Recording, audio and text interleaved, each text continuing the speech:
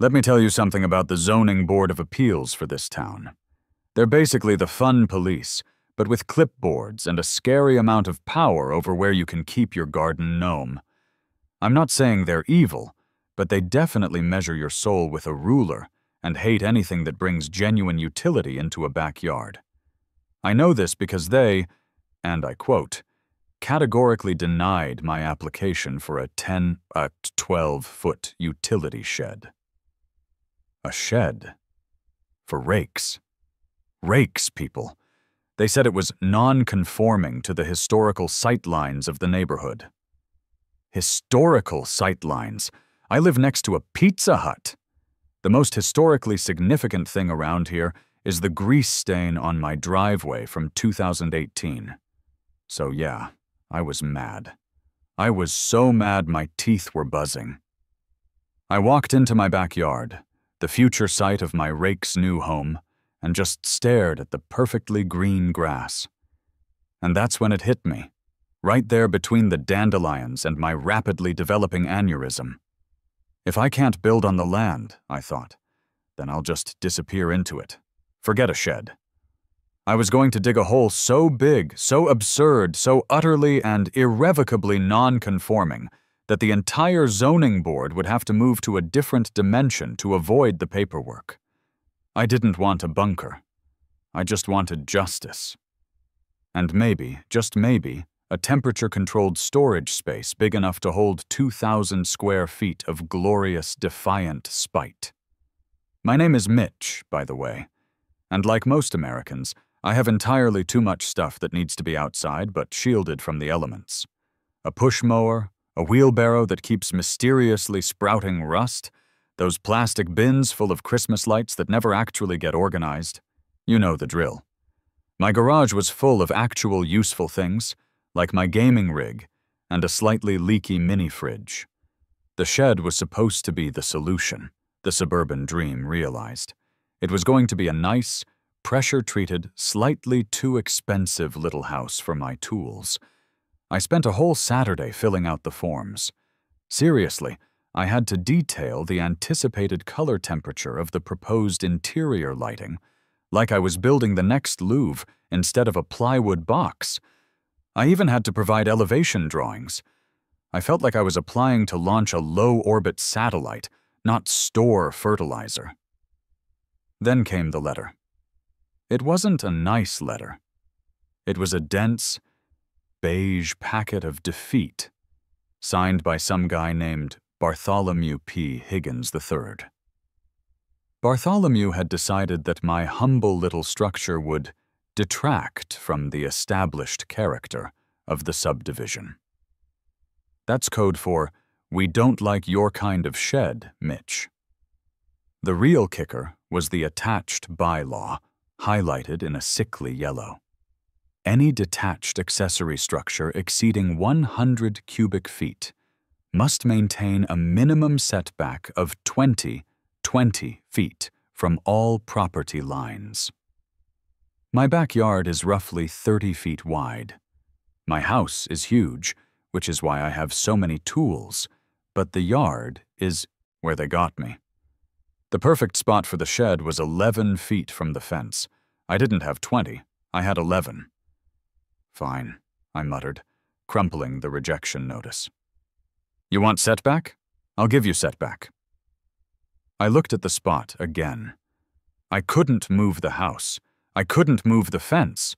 Bartholomew probably had a whole team dedicated to fence height. But they had nothing on the depth of the earth. I'm pretty sure the zoning board map only went to the topsoil layer. They were strictly two-dimensional thinkers. My idea, in its beautiful catastrophic simplicity, was about to introduce them to the third dimension. I was going to dig a hole so deep the mole people would start charging me rent. I just needed a shovel, an overwhelming sense of spite, and maybe a helmet. The next morning, I was outside before the sun had even decided if it was worth the effort. I had procured the most inappropriate tool for the job. A small, shiny garden trowel. It looked like something you'd use to delicately repot a succulent, not breach the Earth's crust. But it was about symbolism, okay? I was starting small, a metaphorical middle finger to Bartholomew P. Higgins III. I spent approximately 37 minutes digging before the reality of cubic yards hit me like a bag of wet cement. I had moved maybe a wheelbarrow's worth of dirt, and I was already sweating profusely and questioning my life choices. The hole was perhaps 3 feet deep and shaped suspiciously like a poorly rendered kidney bean. This wasn't a bunker. This was a future sprained ankle. I wiped my brow, dramatically leaning on the little trowel, which felt more like a crutch now. That's when I heard it. A gentle tisk-tisk-tisk sound, like an air brake on a small bus. I looked up and saw Mrs. Eleanor Henderson peering over the fence. Mrs. Henderson is the neighborhood's self-appointed czar of propriety. She keeps a detailed log of when people take their trash cans in. She wore a pristine white gardening visor and a look of deep, abiding suspicion. "Mitch," she called, her voice brittle enough to shatter glass. "What in the good Lord's name are you doing now? Is that a water feature?" I straightened up, adopting my most earnest, scientific-sounding tone. "Ah, Eleanor, glad you asked. No, this isn't a water feature. This is actually part of my new deep soil composting initiative. It's highly experimental, you see. We're working with anaerobic decomposition at extreme hydrostatic pressure." I threw in a random buzzword.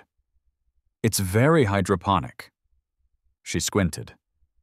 "It looks like you're digging a grave." "Only for poor soil density, Eleanor. Only for poor soil density," I replied, nodding gravely. "I need this hole, eventually, to be about 25 feet deep to reach the optimal geological strata for the fungal agents." I paused for effect. "It's a long-term sustainability project." She just stood there, jaw slightly agape. She didn't understand a word, which was the entire point. "Well, don't let any of that hydroponic dirt spill onto my prized dwarf azaleas, Mitch. They are very sensitive." With that dire warning, she retreated, her mission to gather intel on my activities complete.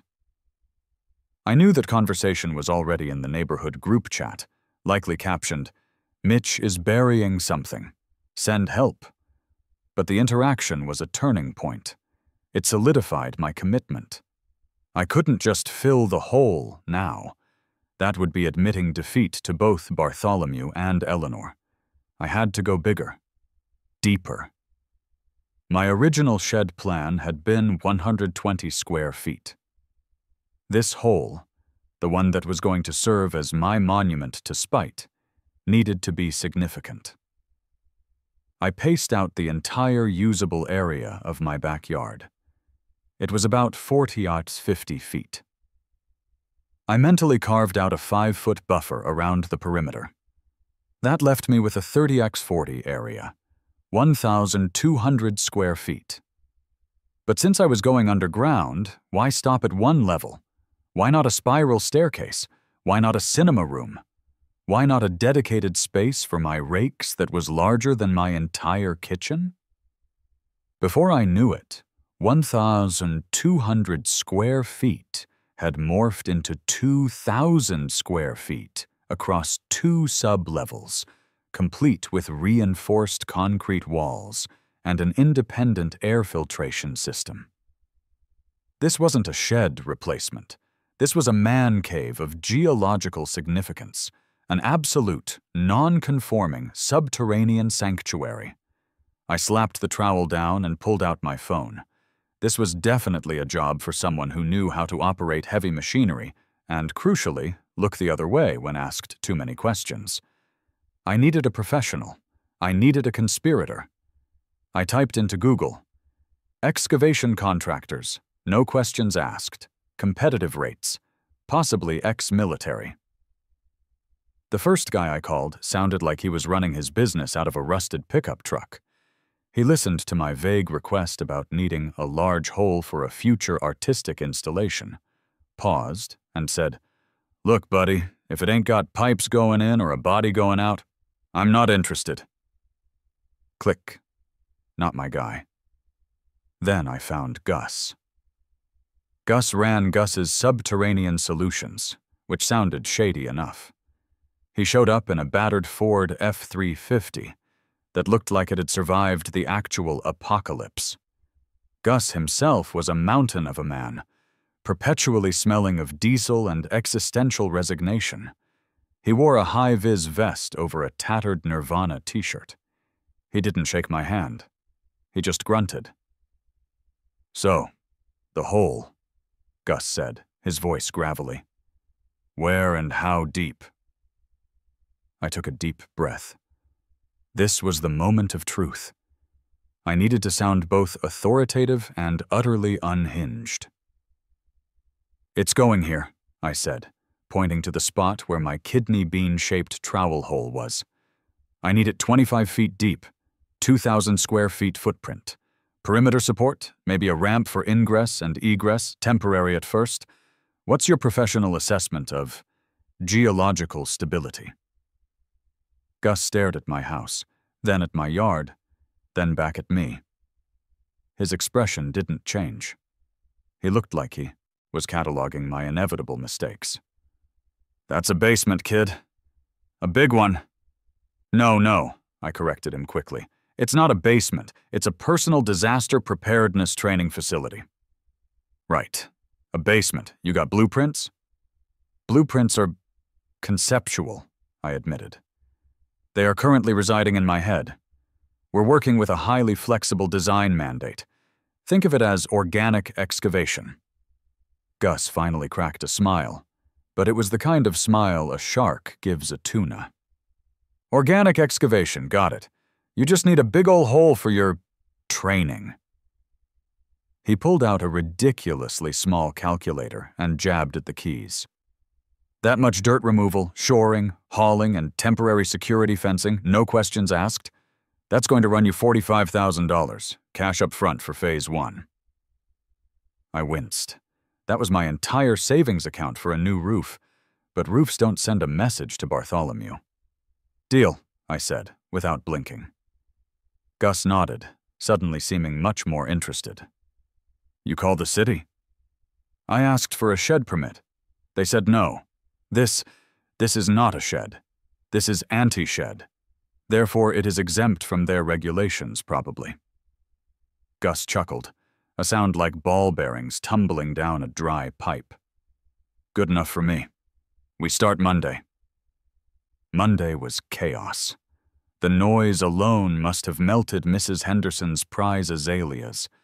A massive excavator, a truly beautiful, menacing piece of yellow machinery, appeared in my backyard like an angry mechanical god. The ground trembled. The dirt began to fly, forming what I affectionately called Mount Mitch, a colossal mound of dark, nutrient-rich earth piled along the edge of my driveway. Every time I drove past it, I felt a surge of defiant pride. The next contractor I needed was Frank, the concrete man. Gus had done his job. I had a gigantic, gaping hole in my yard. Now I needed structure. Frank's company was called Ironclad Concrete. Frank was the opposite of Gus. Tidy, meticulous, and extremely skeptical.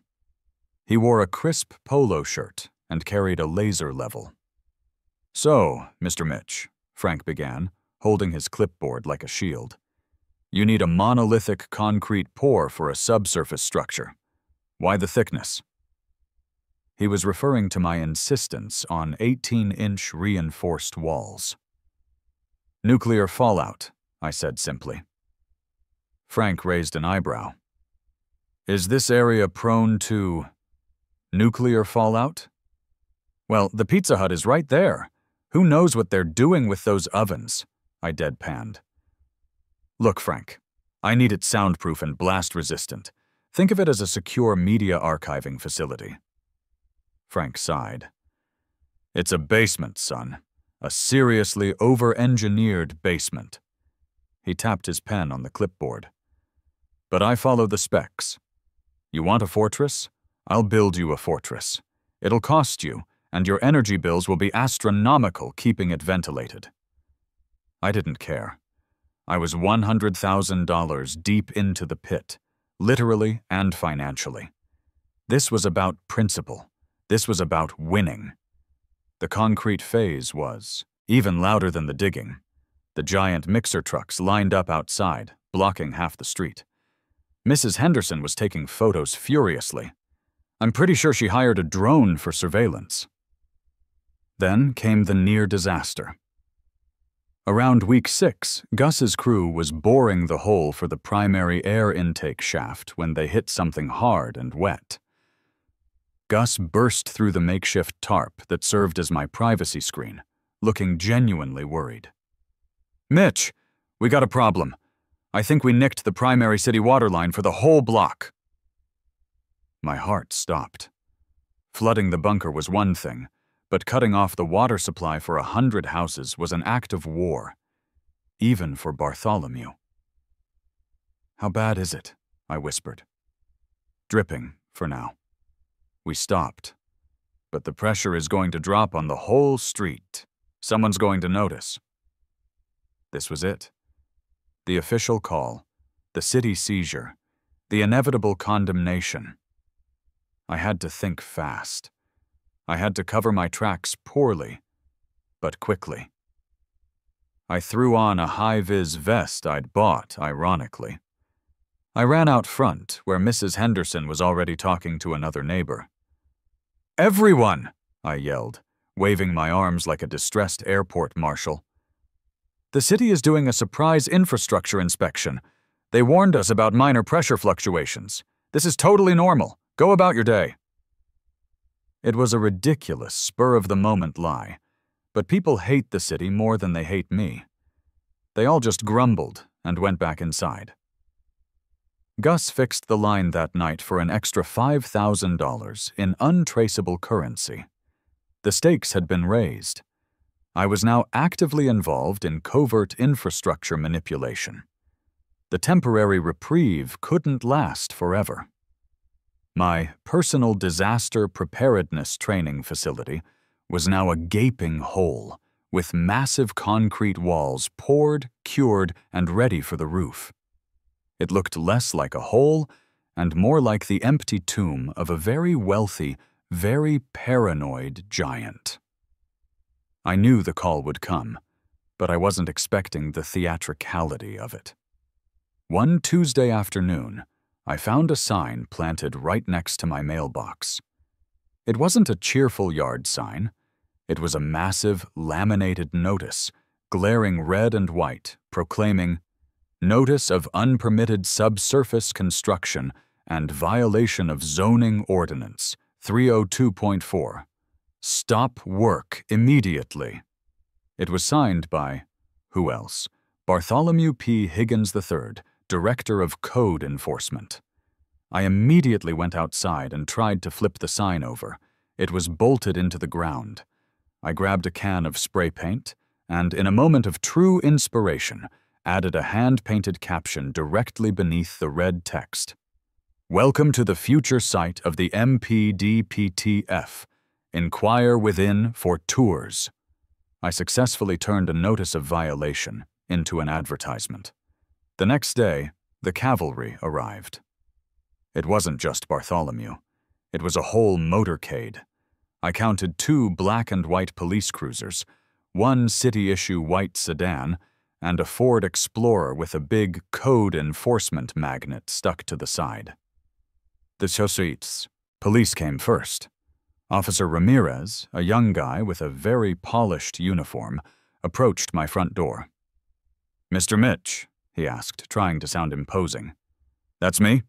Can I help you, officer? Is this about my lawnmower?" "No, sir. This is about the structure." He gestured vaguely toward my backyard, where Gus's crew was still secretly hauling material out of the service entrance. "We've received multiple complaints, and the city has issued a stop work order." I am aware of the stop work order, officer. I'm afraid I can't comply. Ramirez's eyes widened. Sir, that's not optional. You have to cease construction immediately. I understand the law, officer, I said calmly. But the fact is, the construction has ceased. This is now the interior finishing phase. That falls under interior decorating, which, last time I checked, doesn't require a permit from Bartholomew. We're installing the throw pillows. Just then, Inspector Davis, a severe woman in an ill-fitting blazer, stepped forward, flanked by Bartholomew himself, who looked like a man who hadn't had a proper vowel movement in decades.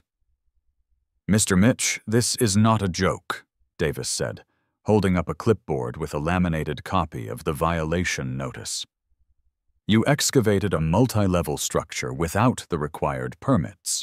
This is a severe violation, and we are ordering immediate access to assess the structural integrity and determine remediation. Access denied, I replied, standing my ground on my doormat.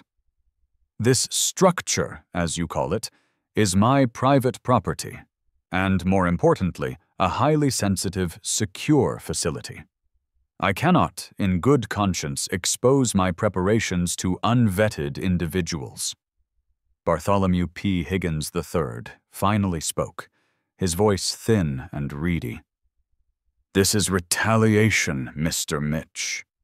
You were denied a permit for a shed, and now you have created this subterranean monstrosity. A monstrosity? I threw my hands up dramatically. Sir, I asked for a 120-square-foot shed. You told me it was an aesthetic affront. I merely shifted my entire utility footprint 25 feet beneath the grass. How can something you cannot see possibly violate the historical sight lines? Davis was losing patience. We are going to obtain a warrant, Mr. Mitch. You do that, I said, leaning in conspiratorially. But before you do, may I suggest you consult Ordinance 40B, subsection C, exemptions for non-habitational subsurface storage. They all froze. I had spent a sleepless night researching the most obscure, ridiculous local laws.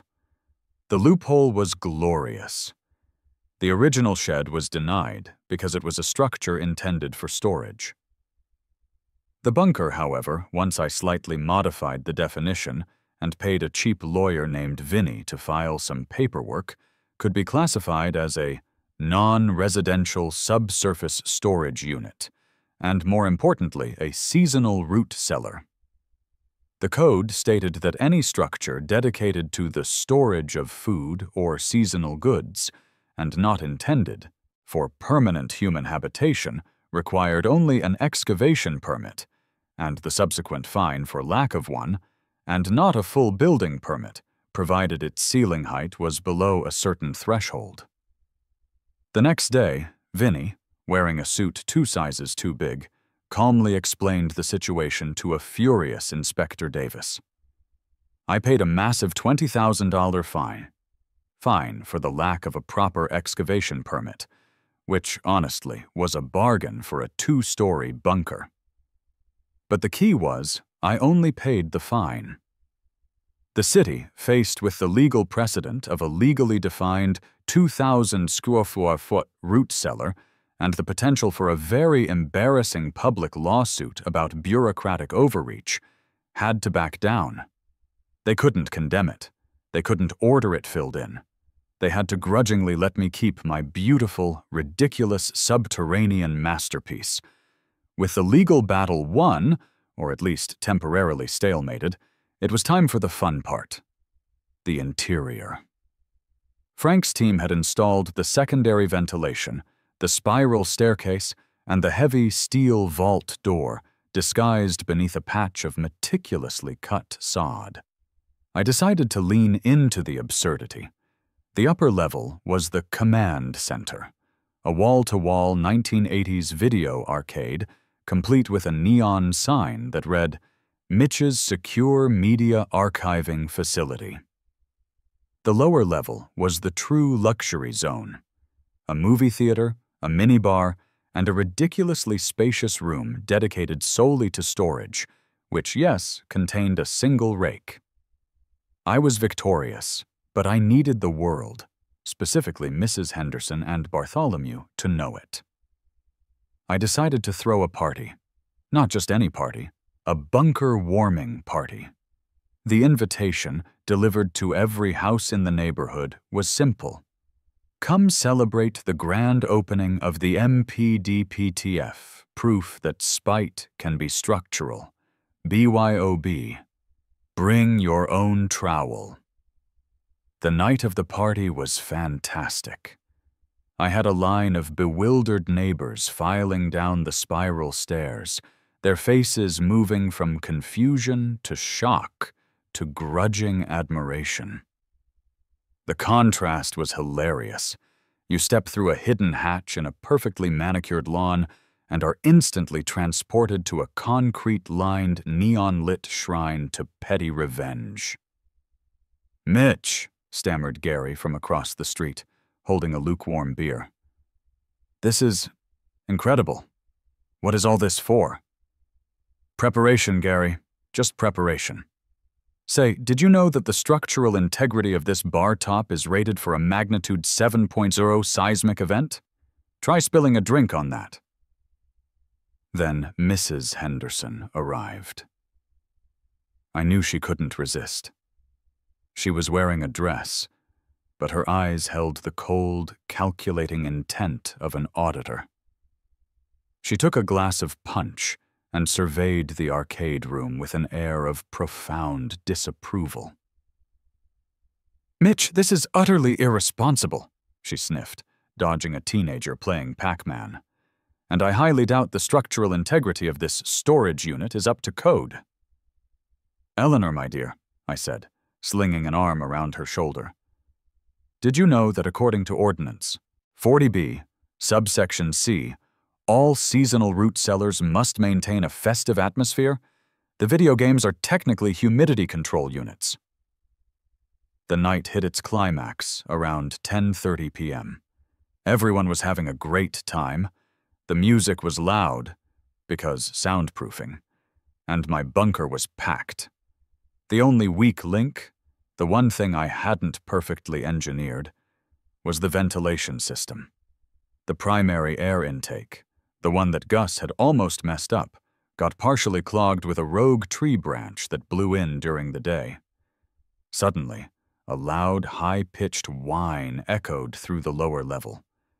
Then the lights flickered and went out, plunging the bunker into near-total darkness, save for the emergency battery-powered lanterns. A collective gasp went through the crowd. Someone screamed, "It's happening! The bombs!" "Everyone stay calm," I yelled, trying to sound authoritative while simultaneously tripping over a bag of chips. "It's just the auxiliary ventilation. We have 2 hours of independent oxygen supply. Don't panic." Of course, they panicked. The party instantly devolved into a chaotic surge towards the spiral staircase. People were scrambling, convinced the outside world had ended. This was the ultimate, unintentional comedic payoff. The Doomsday bunker was causing the very panic it was designed to survive. Just as the first wave of terrified neighbors reached the top hatch, the heavy steel door flew open, letting in a flood of natural, non-apocalyptic evening air. Standing there were Officer Ramirez and Officer Thompson, flashlights in hand, looking utterly perplexed. "Mr. Mitch, we received a noise complaint and reports of an explosion," Ramirez shouted over the din of retreating partygoers. I casually stepped past a hysterical Gary. "Officer, relax. No explosion. Just a momentary lapse in atmospheric circulation. We were having a secure facility social demonstration." Ramirez shined his light around the arcade. He looked at the Galaga machine, then at the steel-lined 18-inch thick walls, and then back at me. He just shook his head. "I don't even know what I'm looking at, sir." "It's a legally defined root cellar, officer. Would you like a tour? I'm having a special on Ms. Pac-Man high scores." They left soon after, unwilling to deal with the mountain of bureaucracy that would accompany investigating a party in a legally designated root cellar. I had won. The city, embarrassed by the bad press and the structural impossibility of shutting me down, grudgingly let me keep my bunker, sealed with a massive, one-time fine and a mountain of legal paperwork that defined it as a seasonal storage unit, not a habitable space. The party debris was cleaned up the next day, and the Great Root Cellar War was officially over. I was poorer, definitely more paranoid, and the proud owner of an asset that was likely impossible to sell without causing a real estate meltdown. The best part of the whole ordeal? The irony. I spent all that money, endured all that stress, and battled the entire zoning board to create a highly secure, blast-proof, 2-story subterranean fortress. And what did I actually use it for? Mostly it became the perfect place to watch movies without my wife complaining about the volume. And occasionally, when I really needed to concentrate on a video game, it was my perfectly isolated office. The soundproofing was incredible. I could have a full marching band down there, and Mrs. Henderson wouldn't hear a peep. She still sends me accusatory emails, of course, but now they are just proof that I drove her crazy. The biggest, most embarrassing irony of all involved the very thing that started the whole mess, the shed. Remember my lawnmower and the rakes? The ones that needed the 120-square-foot shed? Well, the 2,000-square-foot bunker was built. It had a dedicated storage room that was easily the size of a small apartment. It was humidity-controlled, temperature-regulated, and built to withstand a small asteroid. I walked down the spiral stairs one afternoon, grabbed a cold soda, and walked into the massive storage area. I had built a perfect reinforced multi-story structure for all my stuff. And there, sitting in the middle of the empty, pristine concrete floor, was one solitary rake.